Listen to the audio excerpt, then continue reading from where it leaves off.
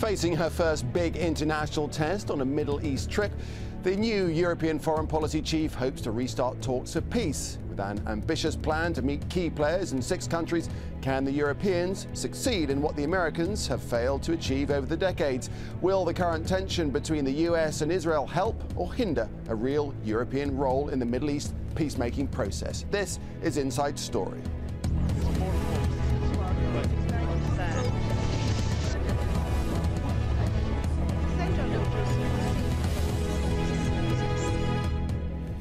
Hello, welcome. I'm Nick Clark. Striving to make the European Union relevant to the Middle East peace process, the EU's top diplomat, Catherine Ashton, visits the region. Beginning her trip in Egypt on Monday, she's scheduled in Israel, Lebanon, Syria, Jordan and the Palestinian territories over the course of the week. It all underscores the European Union's efforts to better engage in the Middle East. It's Ashton's first visit to the region since being appointed the EU's foreign policy chief back in December. Right after this trip, she'll participate in the Middle East Quartet meeting. Those talks being held in Moscow at the end of the week. The Quartet, of course, a group of international actors involved in mediating the peace process in the Israeli-Palestinian conflict. It includes Russia, the United Nations, the United States and the EU. Well, joining us to discuss this are our guests in Washington, D.C., Ambassador David Mack. He's a scholar at the Middle East Institute and a former U.S. Deputy Assistant Secretary of State for Near East Affairs. Also joined in Madrid by Richard Young, as he's Director General of FRIDE. That's a think tank focusing on EU policy, previously an analyst at the UK Foreign Office. And Mustafa Barghouti joins us from Ramallah. He's General Secretary of the Palestinian National Initiative. Welcome, gentlemen, all. Mr. Barghouti, if I could start with you. Do you think, do you believe that Europe could be about to play an important role in the peace process? Can Ashton succeed in the, I don't know, impossible mission of bringing Palestinians and Israelis together, do you think? No, they cannot play an important role as long as they follow the same parameters of the policy. But they can definitely play a huge role if they can have an independent policy from the United States, if Europe can have a policy of its own. And the most important thing here today is not to bring Palestinians and Israelis back to the negotiation table, because the Israeli side does not want to negotiate. The important issue here is how to force Israel to respect the parameters of a true peace process, to respect what the international law indicates, and to stop the settlement expansion. The Israeli government and the Prime Minister of Israel are creating one provocation after the other. And they're not even letting things get quiet. After their scandal with Vice President Biden, they've created several other scandals, including the march they are organizing today and tomorrow in Jerusalem, including the ban on non-violent peaceful protests in Bil'in and Ne'lin that they declared today, including the attack on Palestinian students at one checkpoint today in Ramallah. Israel is creating several provocations that will make it impossible for any Palestinian authority to go back to negotiations, especially with this rise of and expansion of settlement activities. Okay, let's get a view from Washington now, Mr. Barghouti. Let's speak to Ambassador David Mack. Sorry, in your view, is this mission, do you think the European mission on this trip, is it split from the United States? I mean, I presume that they would talk, the US and Europe would talk before a mission like this, would they? Oh, I think they're coordinating very closely. And I agree with 99% of what Mustafa Barghouti has just said, but I disagree strongly with his first statement that the European Union has to take a radically different approach than the United States, and an approach independent from the United States. Typically, both the Israelis and the Arabs, but most definitely the Israelis, will ignore the Europeans unless they feel that it is joined to the political weight of the United States. Because while Europe is way and away the major trading partner for Israel, Israel would be very fearful if it thought that the European Union was going to cut off favorable trading practices with the State of Israel. But the United States is its primary political ally in the world, and it's only when the two of them coordinate very closely that the Israelis will pay much attention to the Europeans. And after last week, I would have to say they won't pay much attention to the Americans without a firm show of U.S. and European solidarity. Yeah, Richard Young's in Madrid. It's true, isn't it, this spat that's been going on between America and Israel. Is it something you think that Catherine Ashton can use to her advantage that may give Europe more weight in what they want to try and see done in the peace process? Well, I actually think the context both in the Middle East and in Europe itself means that it will be a really difficult challenge for this trip to succeed and for the EU to become more effective. Under the Lisbon Treaty that's just now being implemented, the EU has streamlined its foreign policy instruments. Baroness Ashton has increased powers. There is a new diplomatic service being set up. So it should give the EU more unity and more clout to really play an effective role. Unfortunately, what's happening at the moment is that the way in which the treaty is being implemented risks actually making things worse, making the EU weaker and less united. So I don't think the current juncture will be a panacea in this sense. We still have the situation where individual European foreign ministers are visiting the region, not really talking to the same script. And while this is happening, this undermines the EU's really effective influence over the peace process. OK, well, gentlemen, I'll tell you what, let's check out the CV, see what Catherine Ashton is all about. She rose through the ranks of European politics to become the European Union's foreign policy chief in December last year, as we were saying earlier, though she's never been elected to public office. Now, Ashton was virtually unknown in politics until she was appointed to the UK's Upper House of Parliament in 1999. And in 2007, she was appointed leader of the House of Lords and was given a place in Prime Minister Gordon Brown's first cabinet. She has been criticised for having too little experience for the job of EU High Representative, but despite her lack of international time in the field, Gordon Brown has said she will give Britain a powerful voice within the EU. So, Ambassador Mack, assuming this is a timely time for Europe to mobilise, so to speak, do you think the EU can actually have any significant impact in the weeks and months ahead? Well, I believe it can as part of a united international front of the quartet. And I note that in the run-up to our discussion, you made the point that she will be then proceeding to Moscow for meetings of the quartet.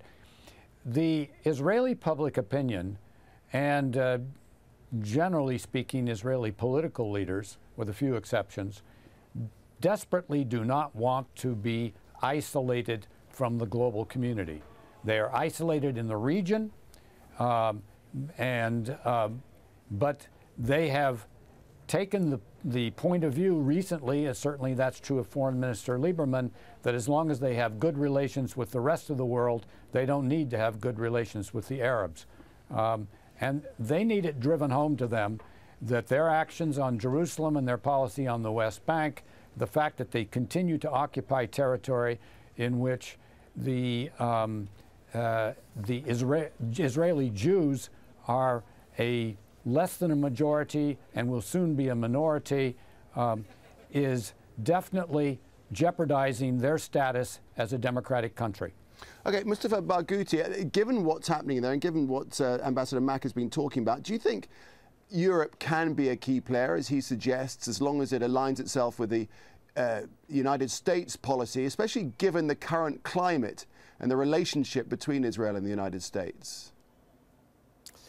Of course it can, but we have to go back to the basics, and the basics are as follows. United States is biased to Israel. There is a very powerful Israeli lobby in the United States. There is a very powerful Israeli stronghold inside the American Congress. That's why the American administration is facing difficulty. Had President Obama implemented what he promised he would do back in June when he spoke in Cairo, we would have been in a completely different position, because he was capable then of saying to Israel, either you stop settlements or you will face consequences. In that struggle with Israel, he lost.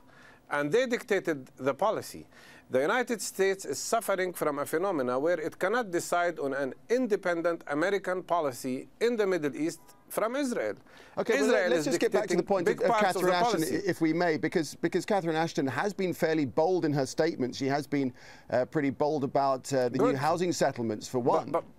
But let me say that Europe has now three very important aspects. First of all, Europe is the largest economic partner with Israel, the largest importer from Israel. Europe also, in addition to this trade agreement, gives Israel great amount of privileges. Israel is almost like the most favored nation in relationship with the European Union in terms of research, in terms of grants for research, in terms of scientific cooperation. It has a lot of privileges. Europe has never yet said to Israel that you could lose some of these privileges if you continue to build settlements. And why this is important today? Because we've reached that very critical point where more settlements simply mean the vanishing of any possibility of peace based on two-state solution. On the other hand, Gaza is under siege, and nothing is done to lift that siege. While Europe has decided to reconstruct what Israel is destroyed in Gaza, they are unable to send a single sack of cement or piece of glass to the poor Gaza Strip. So look here, people are occupied, the Palestinians are occupied, and we are punished. Okay, let's bring in Richard Youngs in Madrid. What do you say to that Europe has never really taken up the challenge, has never really said to Israel that it will lose privileges, and it could do now?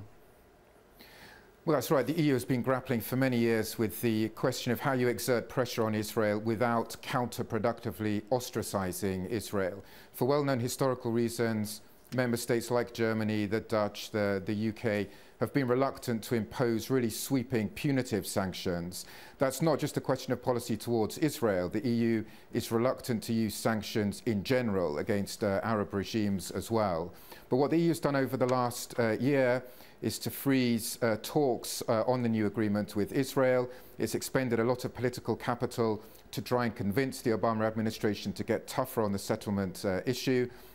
It's begun to intimate taking legal action against the export of Israeli goods from the settlements into European markets.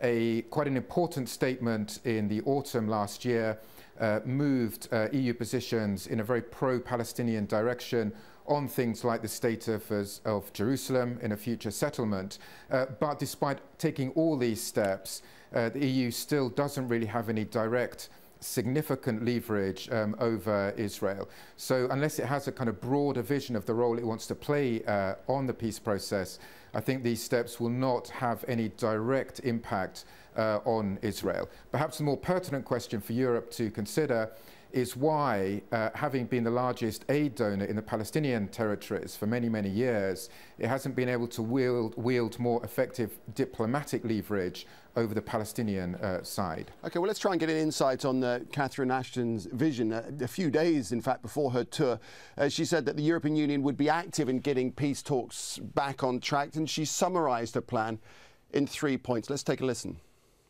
Middle East is, of course, very important.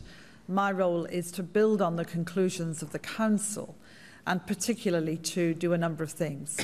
First of all, to visit the region and to engage with all of the key countries in the region.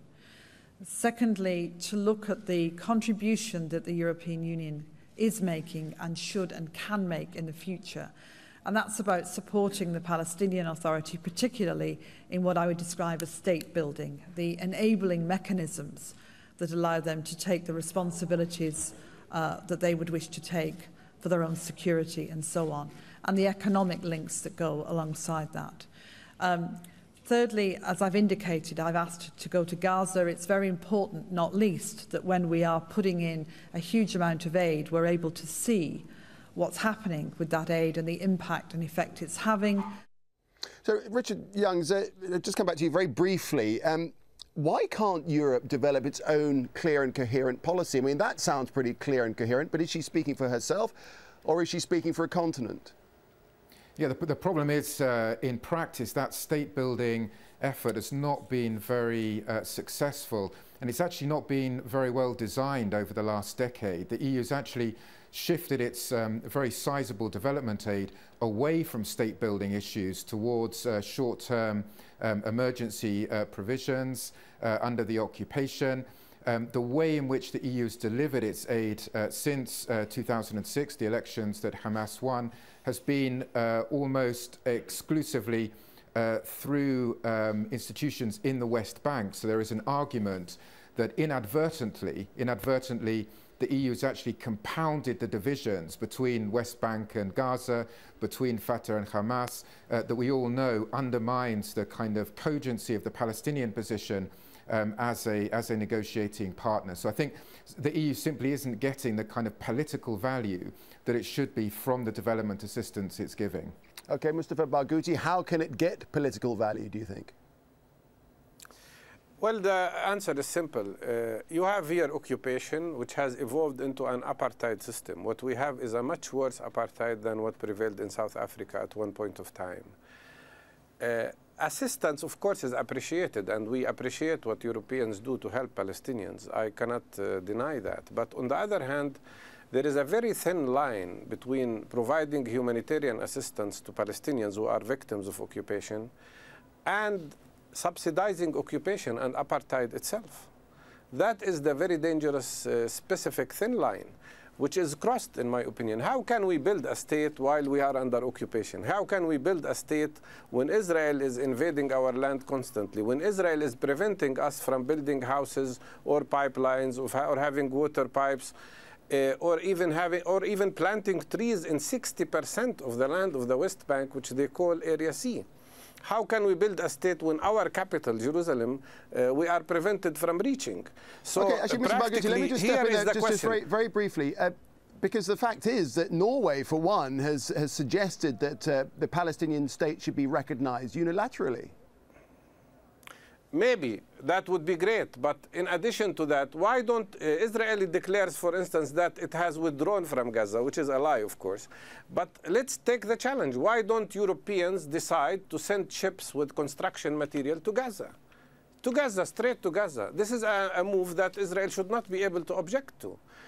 In my opinion, there is now a rift between the people of Europe and even big number of members of parliamentarians in Europe and the government policies. And that rift existed in the case of South African apartheid situation in the 80s.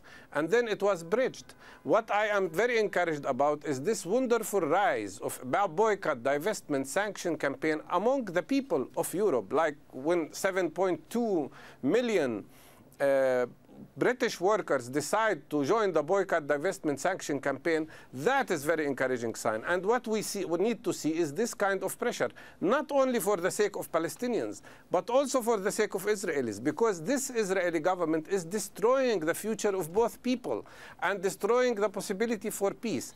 Okay, let's go the world cannot expect Israel to change without pressuring Israel. Okay, so we're running towards the end of the program. I just want to bring in Ambassador Mack again. Is your feeling that the ante is being upped here in any way by the United States and Europe? I don't yet see, and certainly based upon what Michael Youngs has said, I don't yet see that the European Union is really prepared to use effective pressure.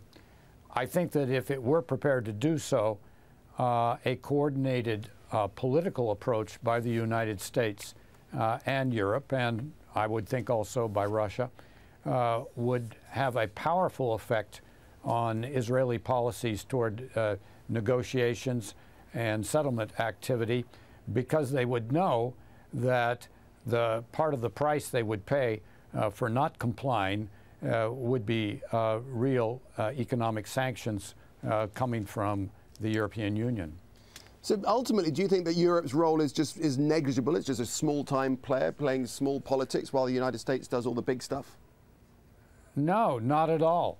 I think the record is that the Israelis can resist a lot of pressure from Washington because they know that the United States does not have the kind of, is not prepared to put the kind of sanctions on Israel that would be really, that would really hurt Israel Whereas the United States, in conjunction with other countries, can completely isolate Israel from the global community. And if that were done, and if it were backed up by economic sanctions from Europe, it would be a powerful combination. Okay, Richard Youngs, can you see Europe actually doing that, stepping up trade sanctions in any way? Not in any comprehensive, punitive way. No, I think the EU's direct influence over Israel will always be relatively modest. I think where the EU counts is in the more effective role it could play in directly assisting the Palestinians, in particular in building the institutions of a putative state, and there it could be doing a lot better than it is today. It has the instruments in place. It has all these kind of region-building initiatives that have been operated for more than a decade now. It's time that the EU try to marry the very significant development assistance it gives on the ground to a more coherent diplomatic vision and get those two arms working in greater concert in the future. Mr. Barghouti, how do you assess this current disagreement, this current spat between US and Israel? Is it just a disagreement, or is it something that could spiral? No, it's more than just a disagreement, because in my opinion, the Israeli policy is even hurting the strategic interest of the United States. And so it could evolve into something bigger. But that all depends on how strong this administration can be in front of the Israeli lobby, especially when they are getting closer to elections for the Congress. So these are all big questions. I don't know exactly what they will do, but what I know is that the American policy here and in the Middle East is bound to fail as long as they do not pressure Israel to change its policy, and specifically as long as they don't pressure Israel to stop settlement activities. One very little comment about European policy regarding building a state. I think what is important to say here, that building a state is not just about building a security apparatus. And that means there should be more emphasis on building a democratic system in Palestine, and more emphasis on democratic rights of Palestinians, and also more support to the potential of recreating Palestinian national unity and allowing democracy to evolve in this place. We were very proud with the fact that we built the best democracy maybe in the Arab world, and then suddenly it vanished because of the siege we were put under, even after we created a national unity government. What we need is also more balanced policy that cares about not only just having a Palestinian state, but a democratic state, a state that respects its citizens and allows them to prosper in the future and allows them to be independent and democratic. Okay, Ambassador Mack, final word to you. We've got about a minute left on the program. Well, I agree very much with Mustafa Barghouti that this situation has reached a crisis point where Israeli actions are going to make it impossible to have the kind of peace settlement with a viable Palestinian state that U.S. strategic interests require, that the Israelis have always said they want to have. And I also agree with him, the point he made, that this is hurting wider U.S. strategic interests, and that's a point that Vice President Biden made directly to Netanyahu. He said this is jeopardizing our military forces who are fighting in places like Iraq and Afghanistan for regional security, something that the Israelis have to need to know is in their vital interest. Okay, well, we'll have to leave it there, gentlemen. Thanks very much indeed for your time. Ambassador Mack, Mr. Barghouti, Mr. Youngs, thank you very much indeed for your time. It's good to have your thoughts and your company on this subject. And thank you for watching this edition of Inside Story. If there's anything you want to talk about, get off your chest, or maybe just throw in a suggestion or two, email them to us at insidestory@aljazeera.net. From me, Nick Clark, it's goodbye.